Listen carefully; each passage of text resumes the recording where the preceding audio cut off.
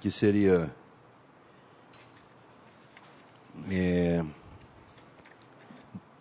definição de derivada, algumas propriedades. Então, vamos começar com uma recordação, basicamente, que a derivada real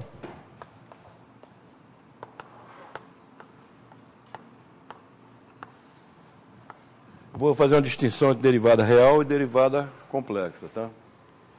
Então, vamos supor que eu tenha uma f de U em Rn, U aberta do Rm. No nosso caso aqui vai ser tudo C, mas vai ser complexo, né? Mas vamos... Para definição não tem muita diferença. Então,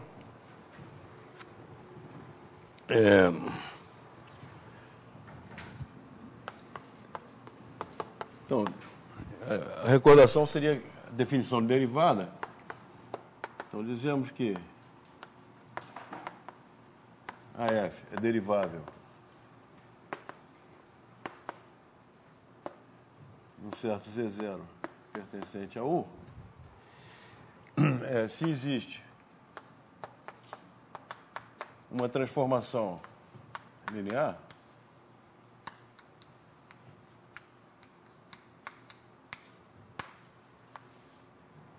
T de Rn em Rn,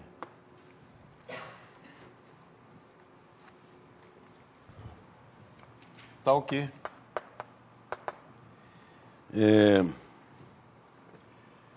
se uma função R, vamos definir uma função R, U menos E0 em Rm, U menos E0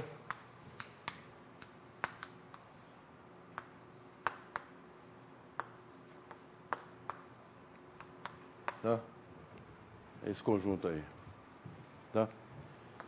Existe uma função R tal que a função R definida dessa maneira aqui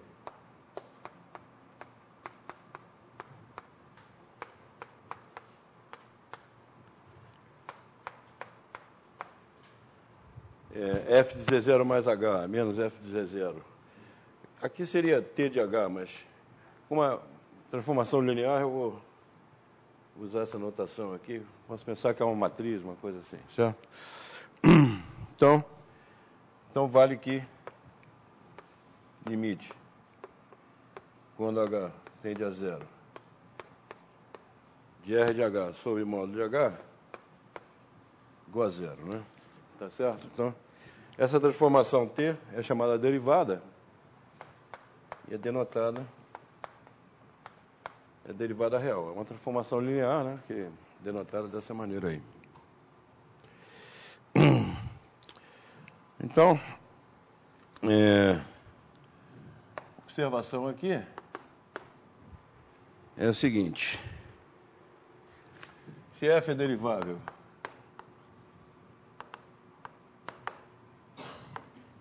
esse é zero, não? Então existem as derivadas parciais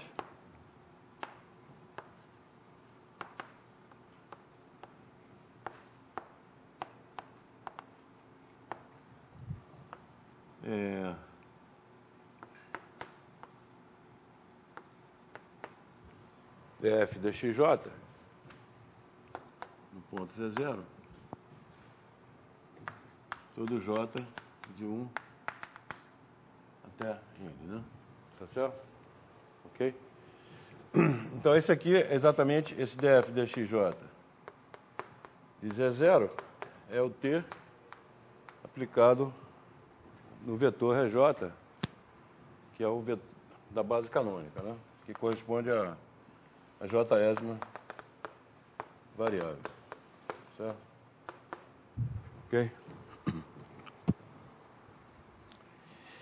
E, bom, observação é que a recíproca não é verdadeira em geral. Quer dizer, você pode existir todas as derivadas parciais, mas a função não ser derivável naquele ponto. Tá? Tem exemplos aí, no livro do Elon tem exemplos. Eu não vou entrar nesses detalhes, mas no caso em que a F é de U em C, né? Tá certo? C, aqui eu estou fazendo a identificação com R2, né? Então, eu vou escrever, normalmente eu vou escrever aqui U, F igual a U mais IV. Isso aqui significa que eu estou identificando, isso aqui são os componentes da F, né? Ok? E normalmente eu vou escrever dessa maneira aqui. Tá certo? Então, quer dizer, quando a F é derivável, aqui no caso do Rn, então a F tem N componentes, né? Tá certo? Ok? M componentes, né? Tá certo? Todas elas são deriváveis. E essa transformação T, ela vai se escrever na base canônica, quer dizer, C de H, tá certo? T, soma, HJ, EJ, tá? Ok? Então, esse H, esse ponto H1, HN, né? Da RN. Então, isso aqui é soma HJ, T de EJ, DF, DXJ, Z0. Então, essa transformação linear aqui. Tá certo? T. Ou seja, então, na base canônica, a matriz dessa transformação linear seria, né,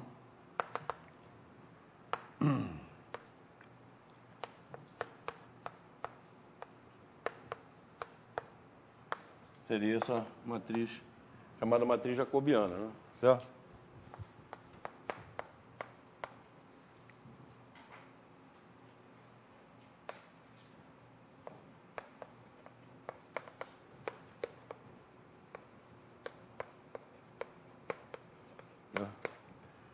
Okay. E no caso, então, em que supondo agora que o U está contido em C, né?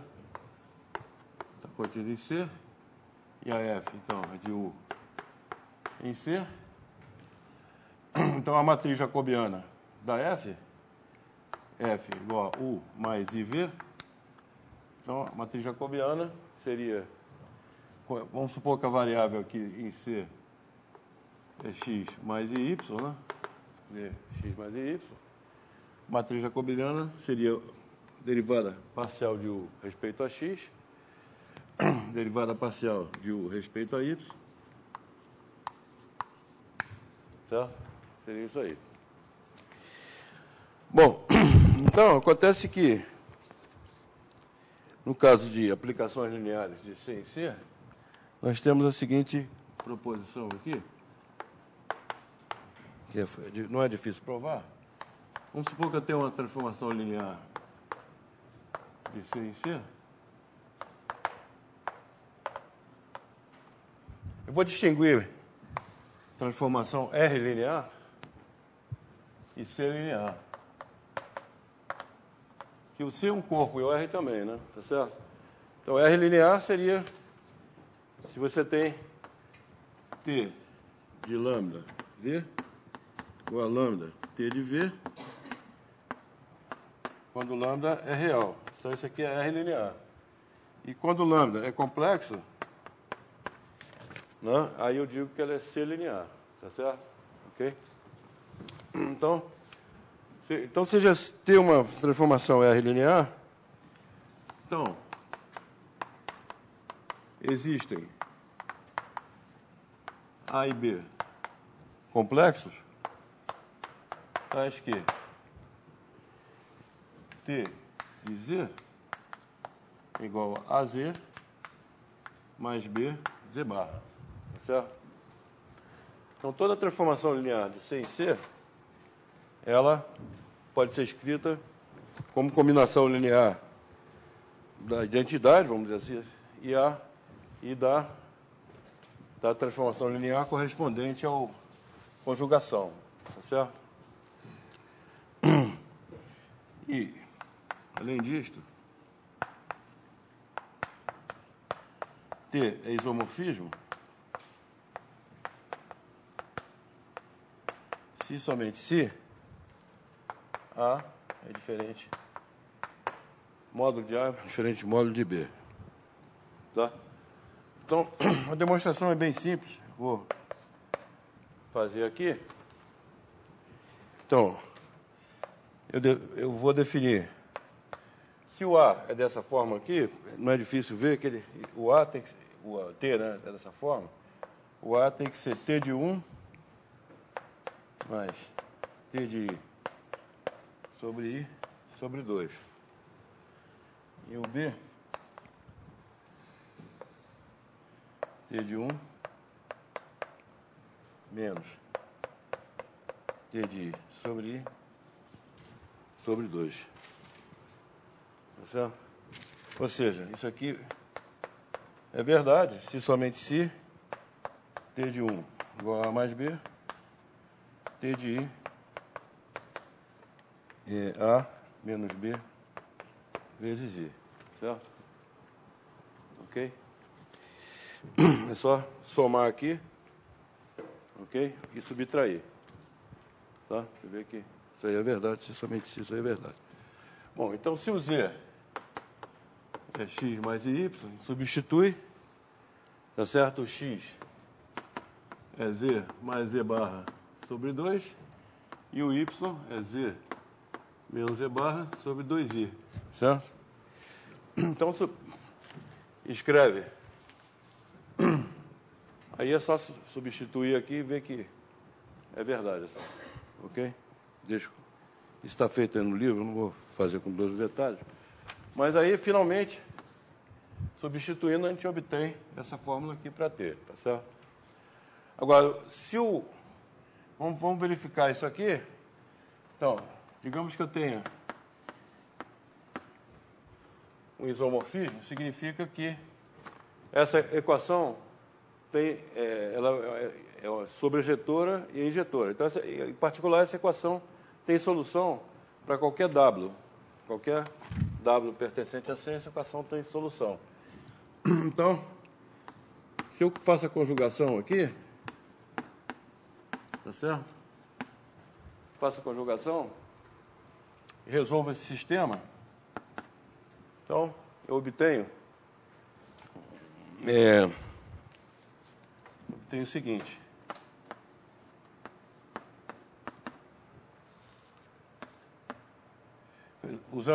Se isso aqui é verdade, então,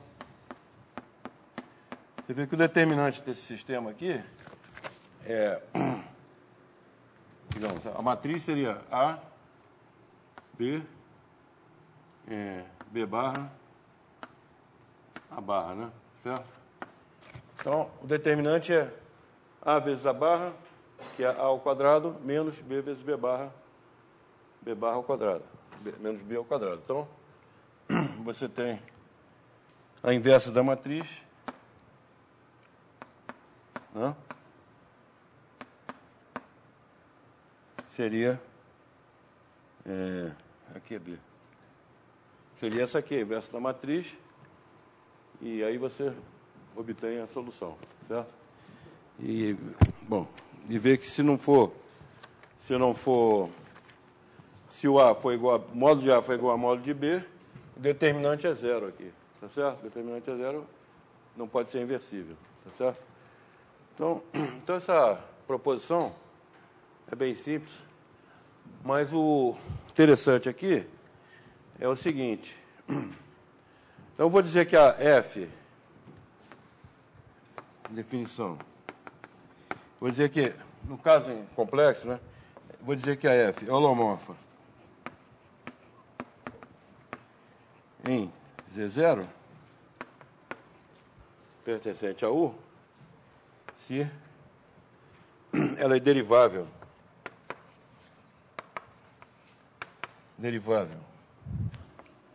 em Z0 e a derivada dela, tá? O B é igual a zero, tá certo? B é igual a zero. A derivada zero dela só tem a multiplicação AZ, né? Certo? Não tem o Z. O B é igual a zero. Naquela... Ok? Então, eu digo que ela é holomorfa se isso aí for verdade. Tá? Então, uma proposição que vem... O quê? Isso aí tem alguma coisa a ver com aquilo ali que você definiu a derivada da função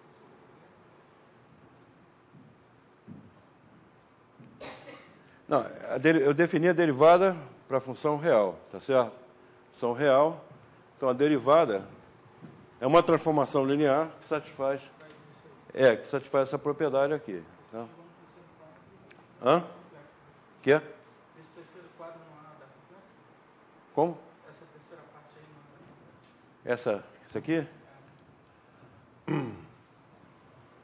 Aqui, não, aqui, isso aqui, digamos, no caso geral, não tem nada a ver com complexo aqui. Aqui, no caso geral, a transformação linear, ela é dada dessa maneira aqui, entendeu? Ou seja, a matriz dela na base canônica é essa aqui, tá certo? Ok? Tá? Se é a matriz da transformação linear, que é a derivada, é a derivada da f no ponto Z0, certo? Agora aqui, no caso complexo, então, a matriz jacobiana, o f é U mais IV, quer dizer, o F1 é U e o F2 é V, tá certo? É uma notação tradicional que eu estou usando aqui, tá? Então, a derivada, a matriz jacobiana é dessa forma aqui, tá certo?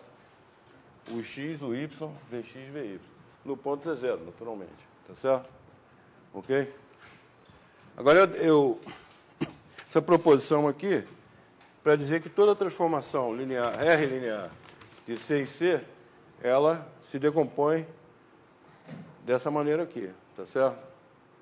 Ok? Bom, uma vez que ela se decompõe assim, eu digo que ela é holomorfa ou C derivável, né? Ou C derivável em Z0, se ela é R derivável, naquele sentido, tá? E, além disso, a derivada só tem a parte multiplicação não tem a parte do conjugado aqui, tá certo? Ok?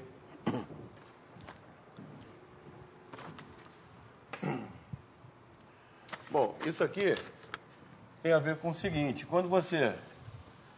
Uma observação é que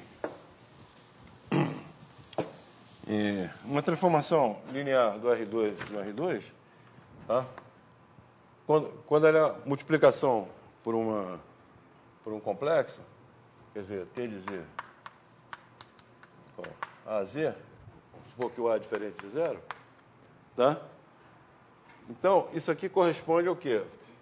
A uma rotação mais uma motetia, tá certo? Isso aqui é a mesma coisa aqui.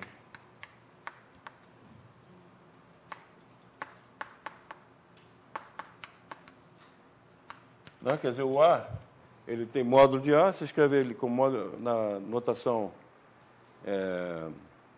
polar, né? Você pode escrever assim. E o Z, módulo de Z, cosseno φ mais I seno φ, né? Aí, quer dizer, ou seja, isso aqui é uma parte que chama, uma motetia, né? A, módulo de A vezes Z. E depois tem essa parte aqui que é uma rotação, certo? Corresponde a uma rotação de ângulo θ, tá certo? Ok? Então, quer dizer que, em particular, essa transformação linear, ela preserva ângulo, tá certo? Ela preserva ângulo. Ela leva dois vetores com certo ângulo aqui, sei lá, alfa, ela leva dois outros vetores, talvez esticando os vetores, mas com o mesmo ângulo, entendeu? Tá certo? Estica na mesma proporção e gira na mesma quantidade, tá certo? Ok? Então, essa transformação linear desse tipo, multiplicação complexa, ela satisfaz essa propriedade, tá certo? Em geral, não é verdade isso. Você tem uma transformação linear qualquer do R2 no R2, ele pode pegar um ângulo e, não, mesmo que seja isomorfismo, não vai levar o ângulo no mesmo ângulo, certo? Ok? Então, isso é chamado de aplicação conforme. Tá certo? Aplicação conforme.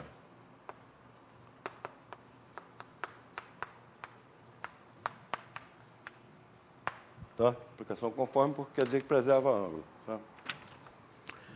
Outra observação é que se você pegar também, se o A fosse igual a zero, valeria a mesma coisa aqui, tá certo? Transformação que leva Z e barra, ele preserva o ângulo também, só que ele troca a posição dos vetores, tá certo? Tá? Preserva o ângulo também. Tá? Bom, aqui nós temos uma proposição que vai caracterizar as transformações uma holomórfica. Então, é o seguinte: afirmações são equivalentes.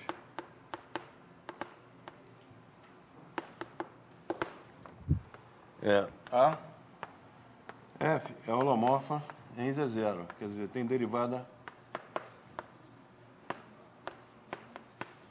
complexa em Z0. Né? Ou seja, então aqui, df Z0H igual a H, né? Certo? Ok? B. Existe esse limite aqui, ó. Limite quando H tende a zero, F de 0 mais H menos F de Z0 sobre H. Esse limite aqui vai ser igual a esse A aqui. Ó. Vai ser igual a esse A, certo? Ok? E a notação, quando existe esse... Notação, então, é que esse limite, quando ele existe, ele vai ser o F' de Z0, né?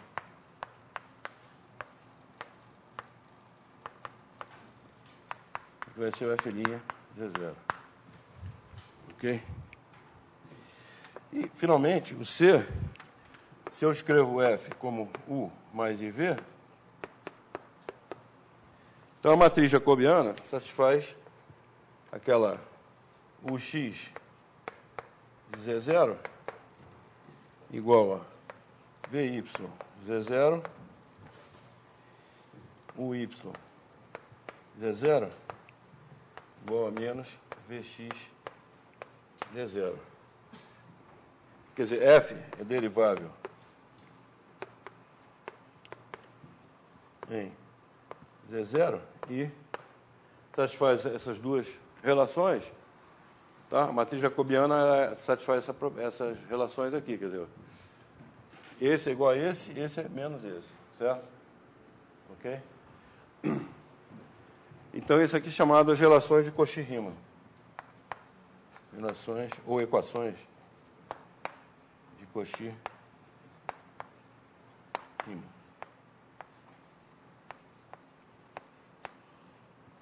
Tá? Relações de Cauchy. Ou tá, alguns chamam de equações também. Ok? Então, a demonstração é...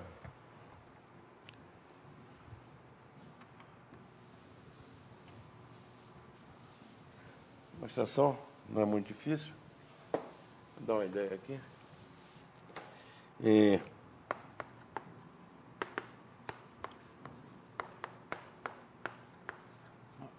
Vamos ver que o A é equivalente a B. Quer dizer, você...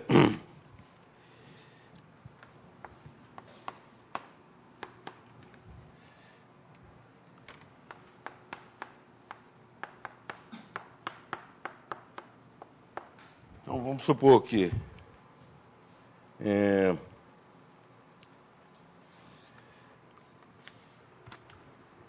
vamos supor o A, né? Vamos provar o B. Então você tem, vamos fazer isso aqui, não? Ok? Faz o R de H. Então R de H sobre H é F de Z0 mais H menos F de Z0 sobre H menos A. Tá? Então, dizer que isso aqui tende para zero, no caso, R de H sobre H, módulo de H tende para zero, se somente se R de H sobre H tende para zero, quando H tende a zero, certo? Então, isso aqui tende para zero é equivalente a dizer que esse quociente aqui tende para A, certo? Ok? Então, A implica B, e aí eu deixo também... E é fácil ver que também vale a recíproca, tá certo? Ok? Vale a recíproca. Bom, finalmente o C é consequência de que, não, se você olha a transformação linear, então você escreve o A como, vamos botar assim, a parte real mais parte imaginária, alfa mais I beta, tá certo? Quando você faz multiplicação aqui, então isso aqui é alfa x menos beta y mais I beta x mais alfa y. Então você vê que a matriz jacobiana, que vai ser isso aqui, vai ser o quê? Vai ser alfa menos beta, beta, alfa. Certo? Ok? A matriz jacobiana é essa aqui. Então, você tem as relações de Cauchy-Riemann, que são exatamente essas relações aí. Tá certo? Ok? Bom, então...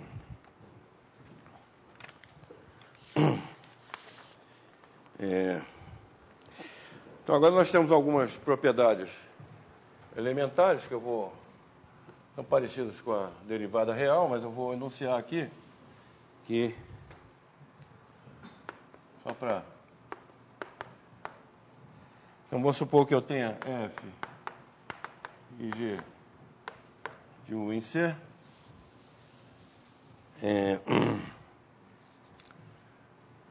Holomorfa de Z0 pertencente a U. Então, vale as seguintes coisas, né? Então, F mais G é holomorfa em Z0 e F mais G linha Z0.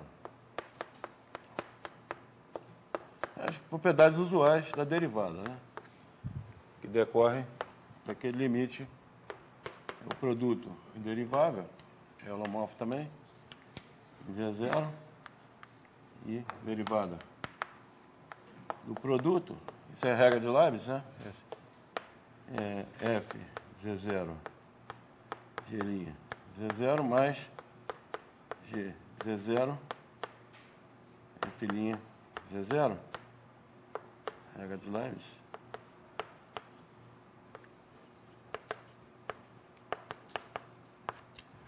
Finalmente, se o G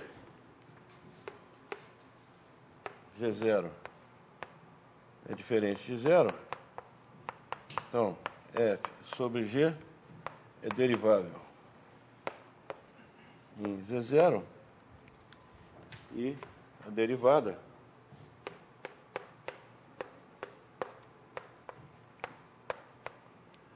é dada por aquela fórmula parecida com a fórmula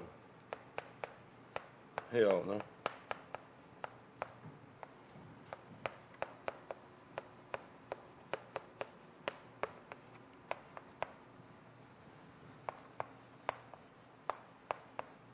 Tá? Ok? Bom, se eu não vou provar isso porque está feito no livro aí também, não é difícil. Agora,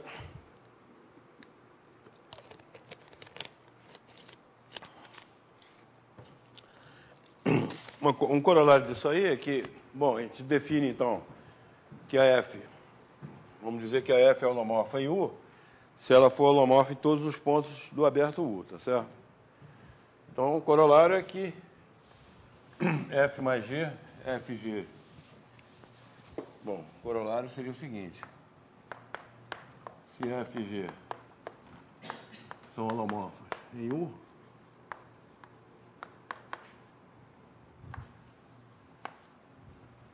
então F mais G, F, G são holomorfas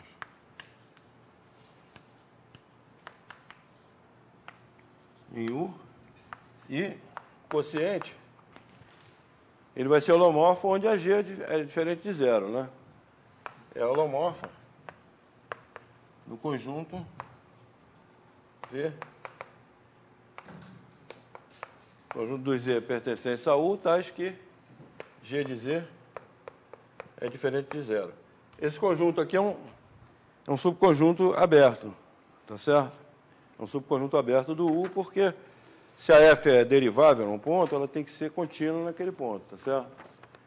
Então, sendo contínua, isso aqui é um conjunto aberto, tá certo? Ok? Um conjunto aberto, então ela vai ser derivável holomorfa nesse conjunto aqui, tá? Ok.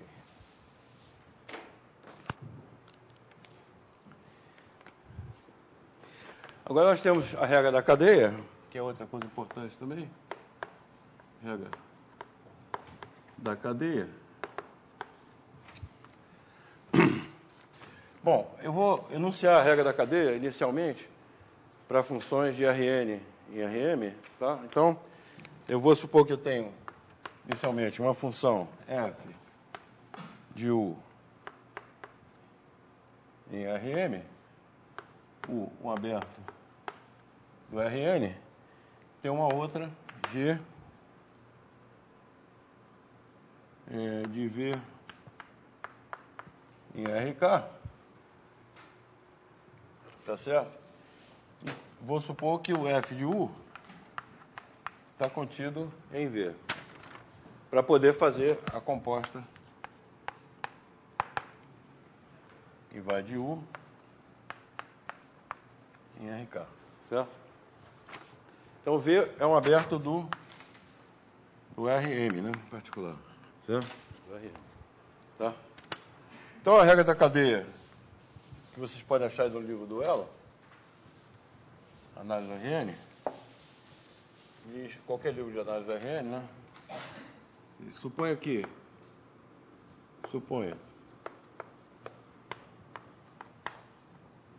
F é derivável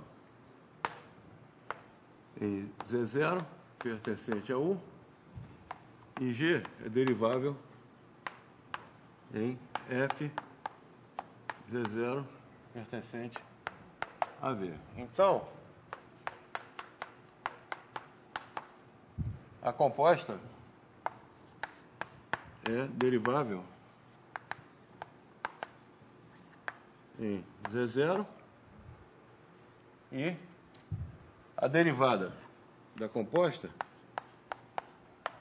em Z0 é a composta das derivadas. Ou seja, isso aqui é o dg no ponto f de Z0 composta com df de Z0. Tá? Então, essa é a regra da cadeia tradicional que está no livro do Elo, qualquer livro de análise do Rn. Certo? Não vou provar aqui, porque também não é difícil provar. Então, no caso holomorfo, nós temos a regra da cadeia similar, tá certo? Então, no caso holomorfo, tá? Se U e V são contidos em C, F de U em C, G de V em C, não é isso? Etc. Z0 pertencente a U, F holomorfa em Z0, G holomorfa em F Z0. Então, a composta é holomorfa. É holomorfa em Z0 sendo derivada da composta produto. Não, G, que é G.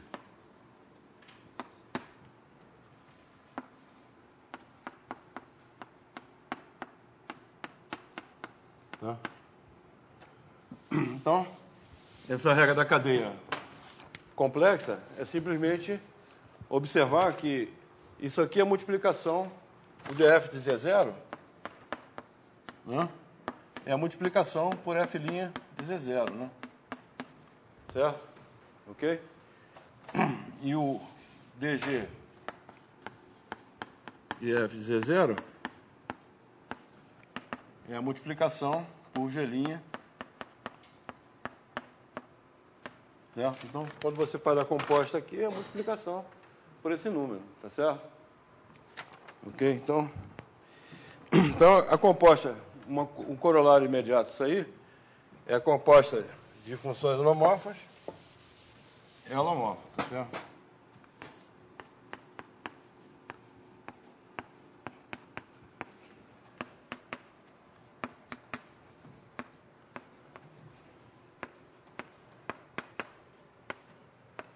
Ok?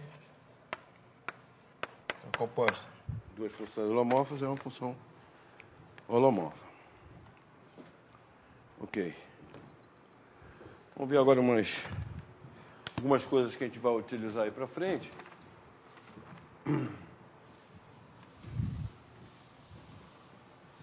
Então,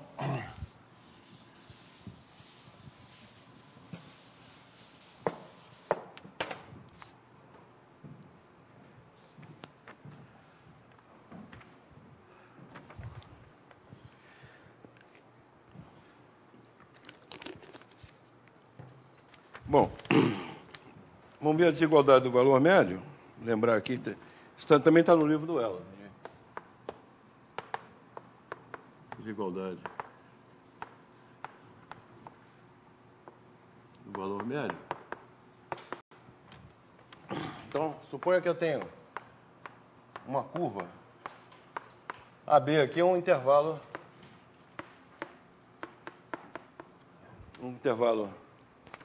fechado em C. Aqui pode ser também no Rn, não faz nenhuma diferença, tá certo? É um caminho. Caminho quer dizer é uma função contínua, função do intervalo contínuo, tá certo? Mas eu vou supor que ele é derivável no intervalo aberto AB, tá certo? E vou supor também que a norma da derivada, né,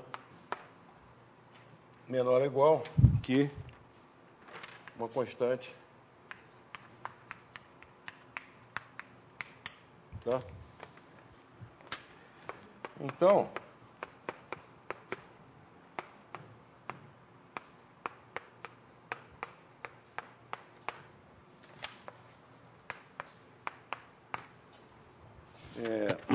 a distância entre alfa de B e alfa de A menor ou igual pode ser estimada dessa maneira aqui, certo? Ok?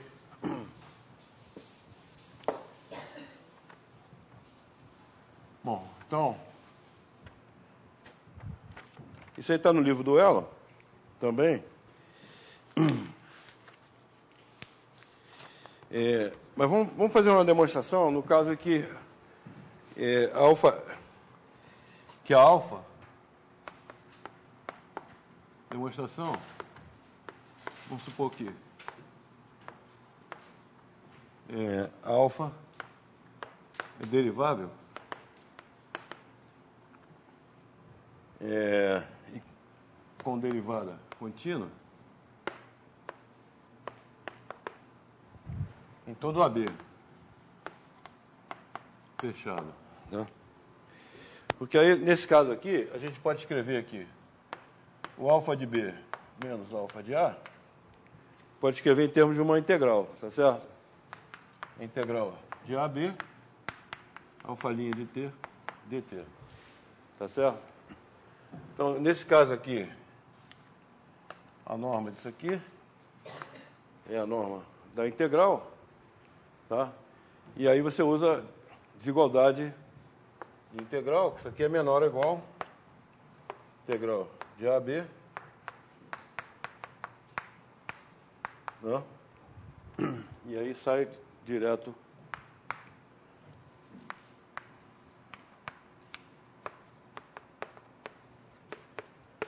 tá? No livro do Euler ele faz de maneira mais geral, certo? Ok? Essa desigualdade aqui da integral, vocês podem fazer usando integral de Riemann, por exemplo, tá certo? Que é para cada componente, né? Isso aqui é para cada componente, né? Você tem o alfa, alfa 1 mais I alfa 2, no caso complexo, vale também no RN, tá certo? Mas no caso complexo é isso aqui, o alfa' é alfa 1' mais I alfa 2', certo? E aí vocês podem fazer soma de Riemann com, né, que você tem que é a integral de AB. Você tem uma função beta contínua, qualquer função beta contínua vale essa desigualdade aqui, ó.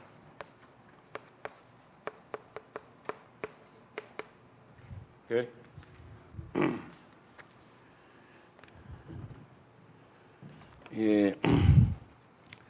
Então, o corolário dessa proposição é exatamente a desigualdade do valor médio. Desigualdade do valor médio. E aí você tem... Suponha que você tem uma f de U em C, uma função monomorfa em U, aberto de C, que é monomorfa em todos os pontos, né? Então, sejam A e B pertencentes a U, tais que, vamos supor que tem dois pontos, A e B em U, tais que o segmento que liga a B, eu vou definir aqui, é T, B mais 1 menos T, A. Então, esse segmento aqui, né, que liga a B, ponto A com ponto B, está inteiramente contido em U. Então, isso é uma hipótese, tá? Ok, hipótese é essa. Então, se F' de Z em modo menor ou igual a um certo valor M, para todo Z pertencente a esse segmento, tá certo? AB? Então,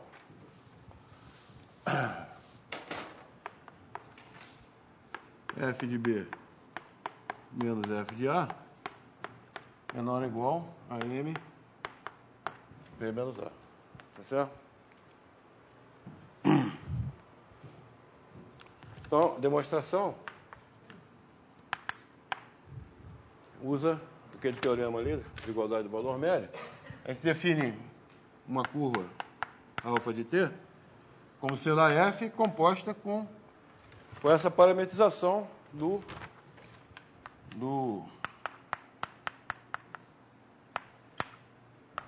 né? Essa parametrização do... Tá certo? Ok? Então, aqui, pela regra da cadeia, tá? A regra da cadeia,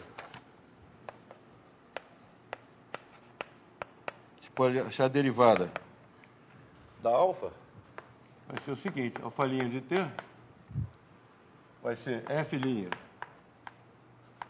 de tb mais 1 menos t a vezes derivada com respeito disso aqui a t. Derivada dessa curva aqui com respeito a t, que é b menos a, tá certo? Então, daqui tiro aqui o alfa' de t é igual f' tb 1 menos t a em módulo vezes módulo b menos a, tá certo? E como isso aqui sobre o segmento, isso aqui é menor ou igual que m, então isso aqui fica menor ou igual que m b menos a, ok? Então, como agora o intervalo de definição é 0,1, aqui eu estou escrevendo AB, mas o AB lá é outra coisa, tá certo? Aqui o A é 0 e o B é 1 nesse corolário, né? Certo? Então,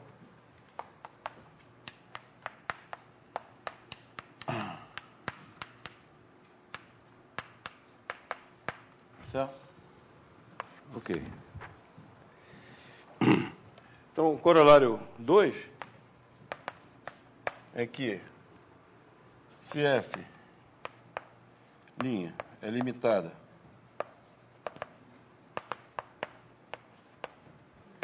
em um convexo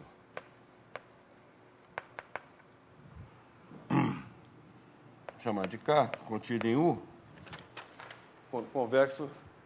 O que é um convexo? Convexo é um conjunto tal que, dados os dois pontos, o segmento está inteiramente contido nesse conjunto. Então, se a F' é limitada num convexo K contido em U, então F é lipschitziana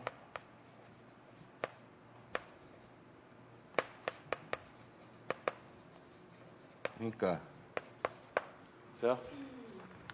Quer dizer, ou seja, existe uma constante positiva, C, tal que F de B menos F de A em módulo menor ou igual que C, B menos A, é todo AB nesse convexo. Certo? Ok? Então é só usar a proposição, o corolário anterior. Bom, finalmente, nós temos o teorema da função inversa, que eu não vou provar aqui, mas vou relembrar o enunciado no RN, certo? Então, o teorema da função inversa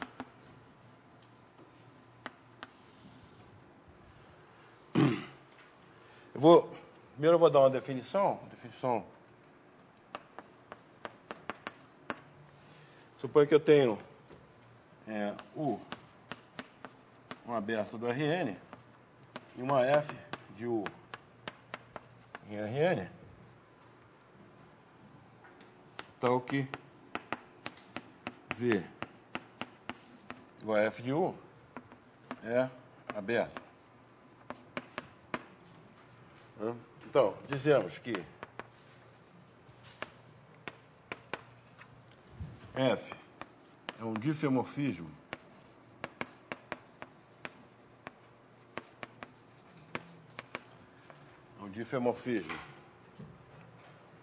em V, de U em V,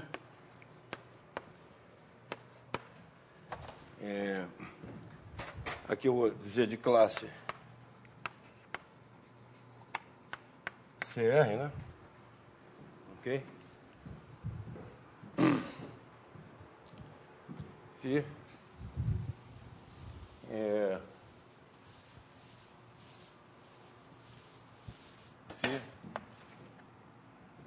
primeiro, F é uma objeção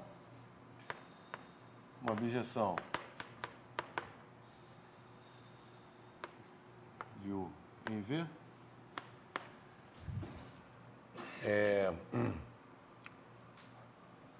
de classe CR, né? Aqui o R, evidentemente, R maior ou igual que 1. Classe R significa que é derivável e as derivadas tem derivadas parciais até a ordem R, tá certo? E todas essas derivadas parciais são contínuas até a ordem R, tá? Isso significa CR. Então, uma objeção de U em V de classe R e a inversa dela, existe a inversa, né, porque é uma objeção, também é derivável também. Ok? É derivável. Okay? A observação é que, uma vez que a gente supõe que a F menos 1 é derivável, então a gente tem a regra da cadeia, né?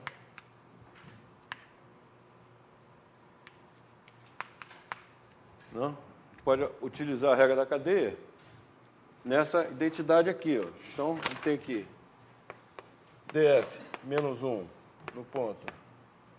Vamos fazer ao contrário, melhor. F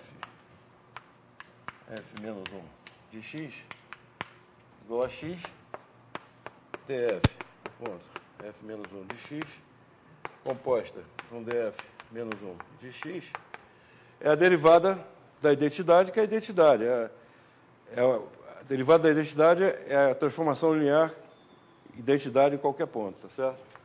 Vamos escrever I aqui. Então, daqui a gente conclui que o df é menos 1 de x. Bom, primeiro, isso aqui é inversível, essa transformação linear tem que ser inversível, porque composta de duas transformações lineares para ser a identidade, né, do mesmo espaço de mesma dimensão, tem que ser inversível. Então, o df é menos 1 de x é df menos 1 de x a menos 1, tá certo? Ok? Bom, então isso aqui, se você pensar, por exemplo, que a df é a matriz jacobiana dela, tá certo? Isso aqui é uma coisa que tem uma fórmula, tá certo? É uma fórmula que envolve as derivadas parciais, ok? Esse df, você pega a inversa, né? Por exemplo, se for 2 por 2, você calcula a inversa diretamente com determinante, blá, blá, blá, né? Certo? Então, quer dizer, você tem uma fórmula para isso aqui, para as entradas dessa matriz, df menos 1. Então, se você supõe que essa aqui é de classe R, a F, essa aqui vai ser de classe R também, tá certo? Ok? Então, essa observação é essa aqui. F é de classe R, a F menos 1 também é de classe R. Certo? Ok? Então, a gente diz que é um difeomorfismo de classe R. Tá? Então, o teorema da função inversa, vou lembrar aqui rapidamente, ele diz o seguinte, ou seja, isso aqui no Rn, né? F de U em Rn é U aberto do Rn é de classe C, uma função de classe R, tá? Onde R é maior ou igual que 1, tá? E vamos suponho que a derivada de f num certo ponto Z0, que é uma transformação linear do Rn no Rn, suponha que essa transformação seja um isomorfismo, quer dizer, inversível, né? Tá? Isomorfismo. Então, ela vai ser essa função F vai ser um diffeomorfismo numa pequena vizinhança do ponto Z0, certo? Então, a afirmação é a seguinte: existe uma vizinhança aberta V contido em U com Z0 pertencente a V, tal que F de V é um aberto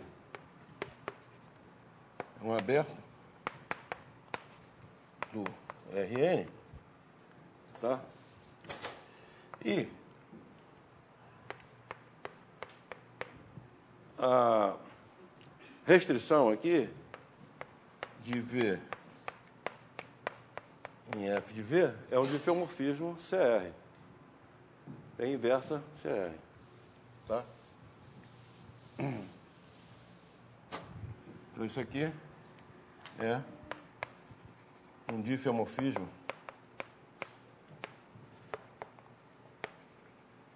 CR. Quer dizer, existe ela tem uma inversa, né? Mas é só a restrição. Pode ser que, sei lá, você tem um ponto Z0 aqui, né? Aí tem a vizinhança V aqui. Né? Então, ela vai, em particular, é uma abjeção sobre a imagem, certo? Uma abjeção aqui sobre a imagem, né? Ok? Mas só a restrição, que pode acontecer longe desse ponto aqui, pode ter um ponto lá longe, cuja imagem vai dar num ponto que está dentro desse aberto aqui, tá certo? Ok? Então, é só a restrição que vai ser o diffeomorfismo. Ok? Então, esse é o teorema da função inversa tradicional, né? Tá certo? Está nos livros de análise do RN. Agora, no caso complexo, o que eu posso dizer?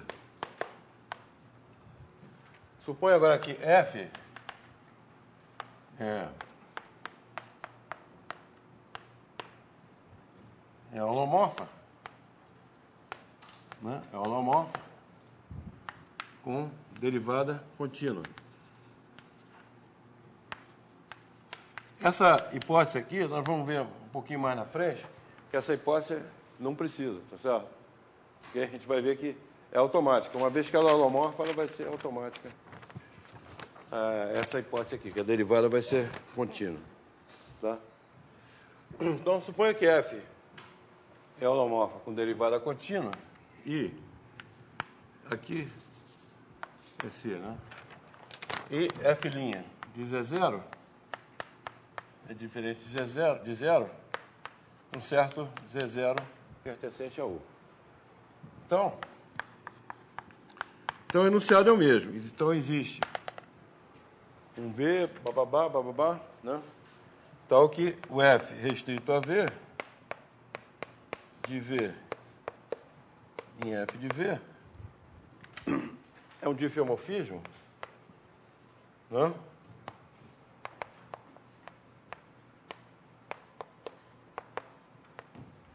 Sendo, agora, uma pequena diferença aqui, a inversa, né, que é o F restrito a V a menos 1, holomorfo também, tá? Tá? A inversa vai ser holomorfo. Tá?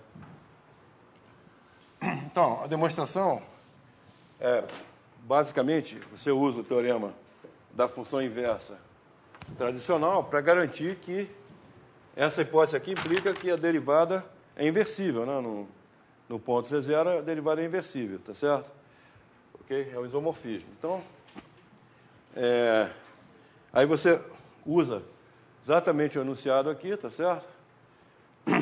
E a única coisa que você tem que provar é que a derivada da inversa é holomorfa, tá certo? Mas, pela regra da cadeia, você tem que... É a mesma coisa aqui, né? Tá certo? Aqui, ó.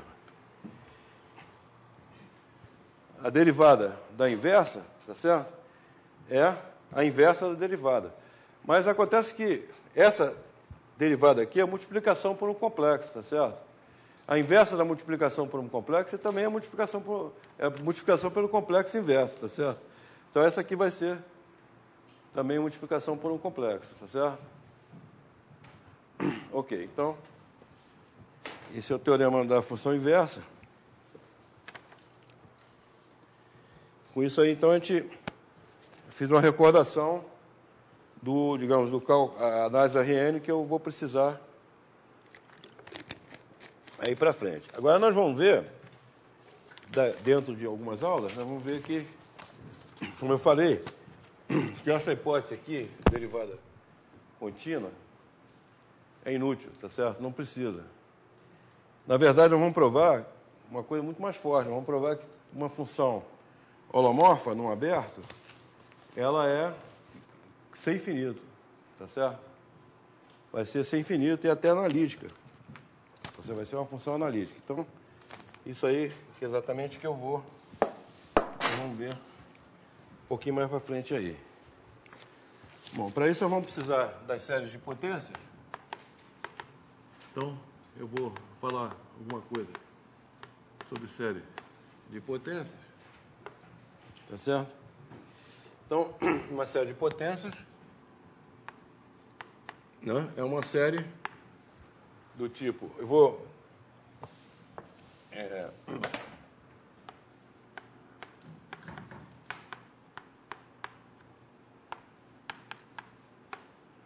uma série desse tipo aí, tá? Esse Z0 aqui vai ser o centro da série, tá certo? É o centro da série, ok?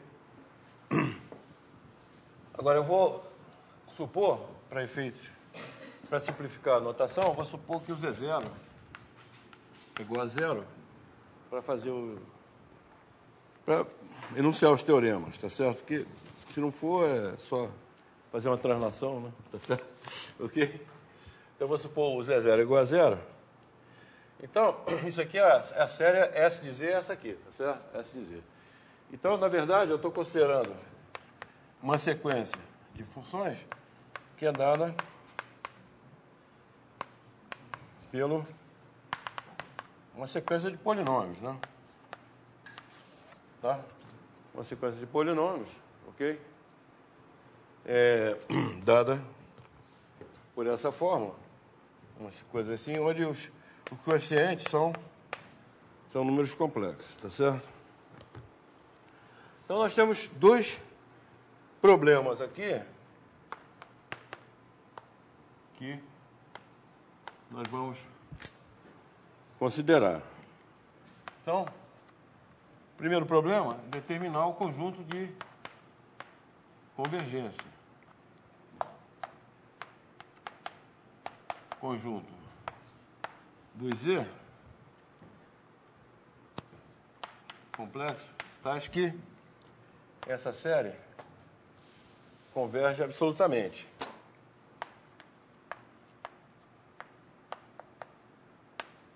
Converge absolutamente. E o segundo problema é, uma vez que ela converge nesse conjunto, então eu defino a função S de Z, né, nesse conjunto. Então eu quero determinar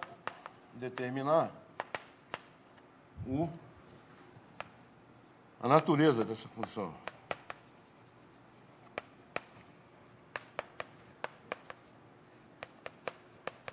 Ok?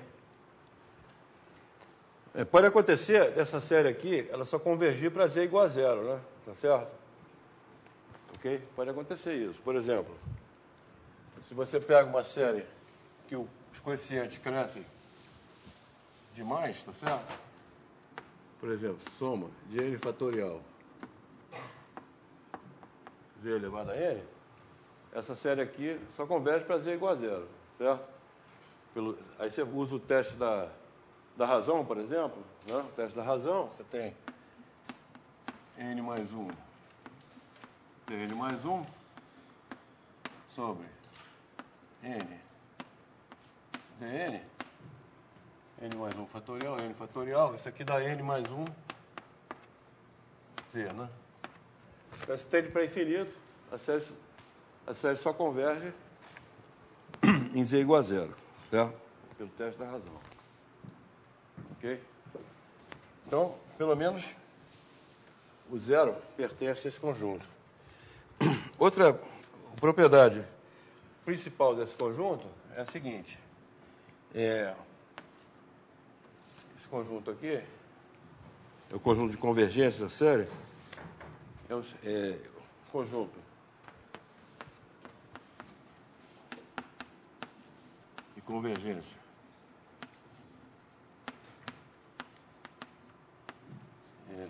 absoluta da série é da forma, é um disco, sempre um disco. Pode ser um disco aberto, um disco fechado, ou pode ser o C todo, ou pode ser o zero. Certo? Aqui nesse caso aqui, o número ρ positivo. Um disco de centro zero pode ser um disco aberto ou um disco fechado. Certo? Agora, pode ser o C também, pode ser só o zero, como nesse exemplo aqui, o conjunto de convergência. Então, para ver isso aí, basta provar um lema aqui, que eu vou enunciar.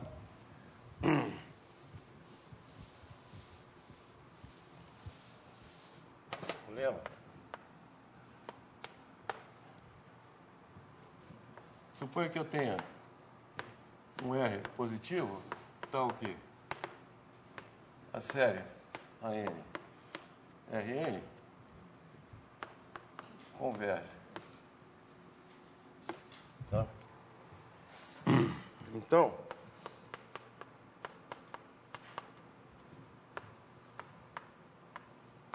essa série converge absolutamente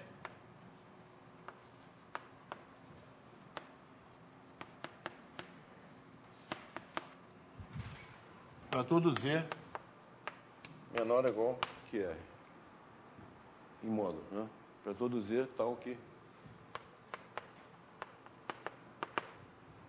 o módulo de Z é menor ou igual que R.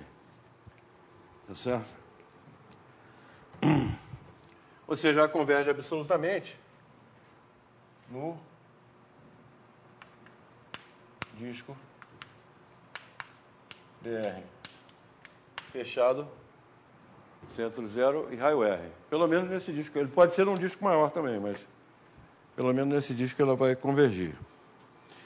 Então, esse conjunto onde ela converge absolutamente, conjunto do Z, tá aqui, soma de AN. Isso aqui vai implicar o seguinte, esse conjunto do Z converge absolutamente, ela está contida no disco aberto, centro ρ e raio zero, onde o ρ, o que é o ρ? ρ é o supremo dos R, tá aqui.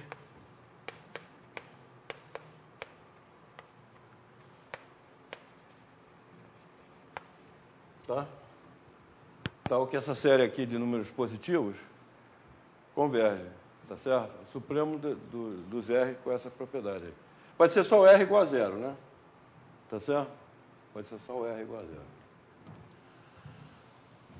Tá? Bom, então... Quer? Não, ela pode ser...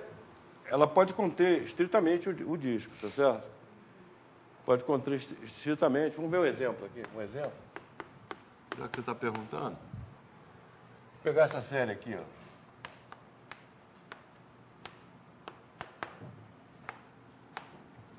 Vou pegar essa série aqui, tá? Então, quando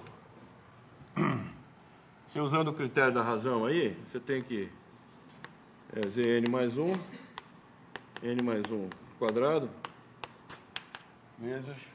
Essa aqui é bem fácil de analisar com o critério da razão. Tá? Então, dá n sobre n mais 1 quadrado, modo de z. Você vê que esse limite aqui isso aqui tende para, quando n tende a infinito, tende para modo de z. Então, sempre que modo de z for menor que 1, tá certo? Sempre que for menor que 1, a série converge absolutamente, tá certo? Pelo critério da razão, ok? Mas quando o modo de z é igual a 1, tá? O que acontece? Quando o modo de z é igual a 1, você vai ter a série soma de 1 sobre n ao quadrado, que também converge, tá certo? Que converge também. Então, nesse caso aqui, o disco de convergência é D. Nesse caso dessa série, o disco de convergência é isso aqui, tá certo? Ok? Já se você pegar a série, em vez de pegar 1 sobre n ao quadrado, você pega 1 sobre n, né? O que vai acontecer? Aqui, quando o modo de z é menor que 1, ela vai convergir pela mesma razão, que vai dar limite também da modo de z aqui, pelo critério da razão, certo? Mas, no bordo do disco, quando o modo de z é igual a 1, por exemplo, para z igual a 1, ela não vai convergir, porque dá a série harmônica. Para z igual a menos 1, aí converge, porque você tem a série harmônica alternada, entendeu? Tá certo? Então, a série harmônica alternada aí não converge, tá? Converge em alguns valores e alguns outros valores não convergem. Bom. Então, provar aquele lema lá, o lema vai determinar exatamente que o tipo de conjunto, pelo menos nesse conjunto aberto, né, nesse disco aqui aberto, a série vai convergir absolutamente, tá certo? Para todos eles, tá certo? Ok, então... Aí esse ρ aqui, esse ρ é chamado o raio de convergência da série.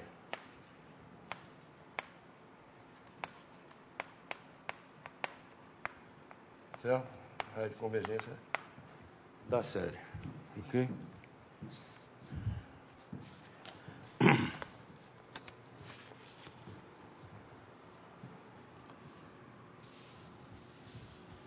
Bom, então...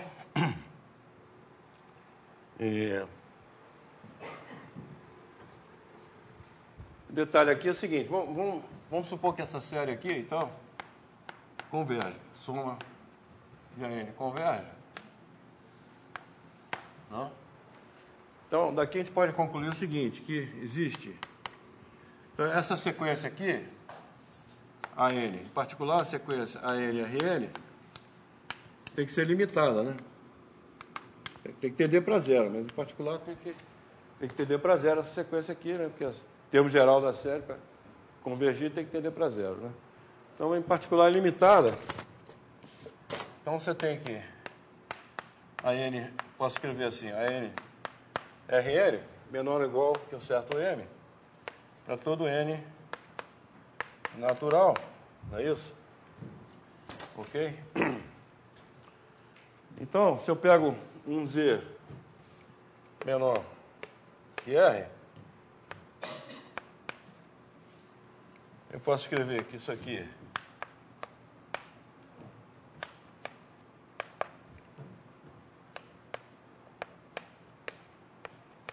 certo? Então, isso aqui é menor ou igual que esse M aqui, vezes módulo de Z sobre R elevado a N. Tá? Então, essa série aqui está comparada com a série geométrica de razão módulo de Z sobre R. Tá? Então, ela tem que convergir, tá certo? Se o módulo de Z for menor que R. Se o módulo de Z for igual a R, então ela converge por hipótese, tá certo? Ok? Então, conclusão é que se ela converge para esse valor de R aqui positivo, né? Então tem que convergir para todo Z. Converge absolutamente para todo Z menor, módulo de Z menor que R. Tá certo? Bom, vou mencionar aqui o... Então, o teorema, o teorema seria o seguinte. Né? O teorema...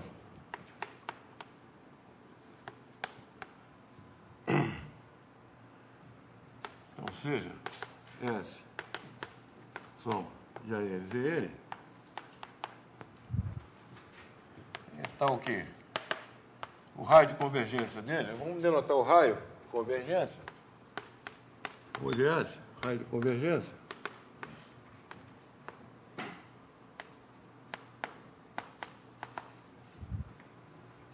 Então, que o raio de convergência é positivo. Tá? Então, claro que você pode definir,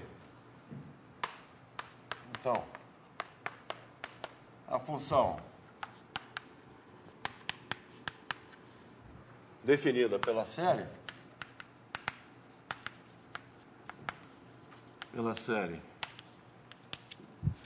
no disco de ρ, vamos chamar ρ aqui, ρ de 0, é contínua, e a série converge uniformemente nas partes compactas, né, de dρ de 0 para essa função, né? Para ela, tá?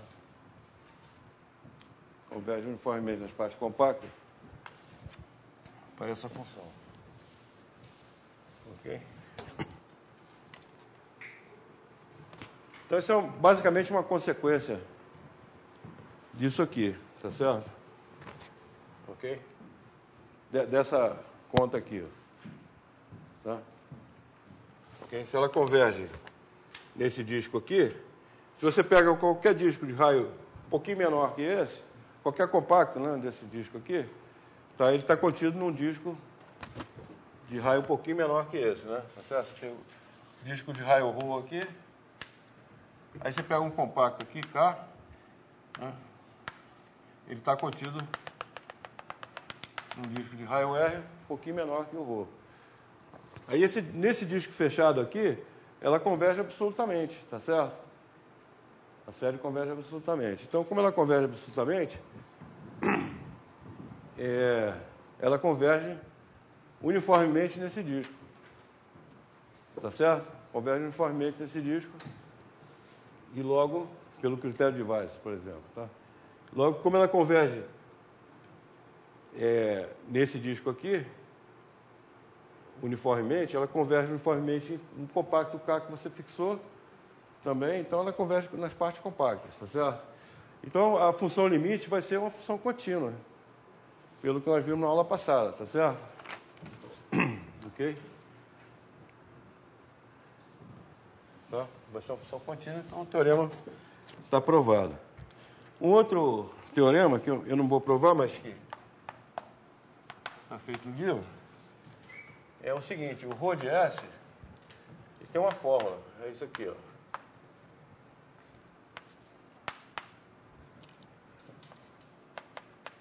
Esse aqui é o lim sup, né?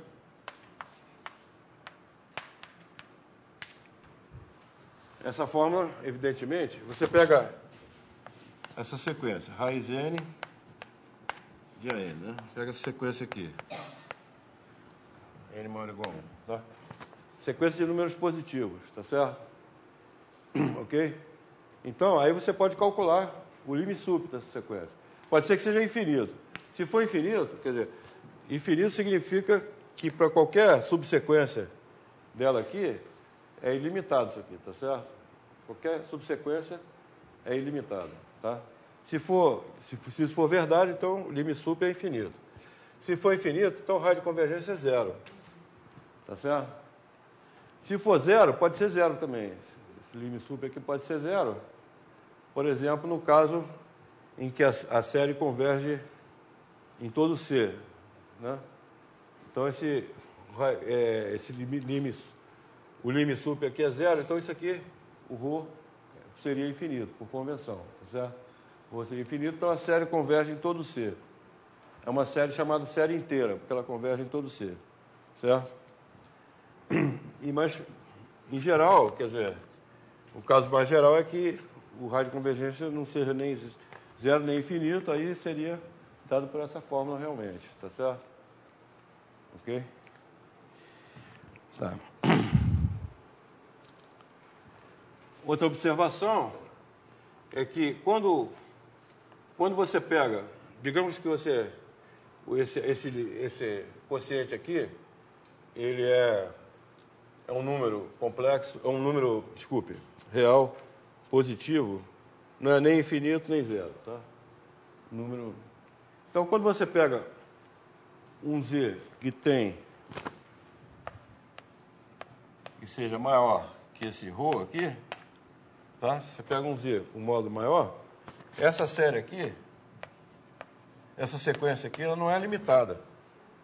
Esse aqui é o ponto, ela não é limitada. Então, logo a série não pode convergir, tá certo? Então, quando o ρ é finito, então qualquer z que seja maior que o ρ, essa série aqui não é limitada, tá certo? Ok. Tá. E outra coisa que a gente vai ver, mas vou terminar a aula por aqui,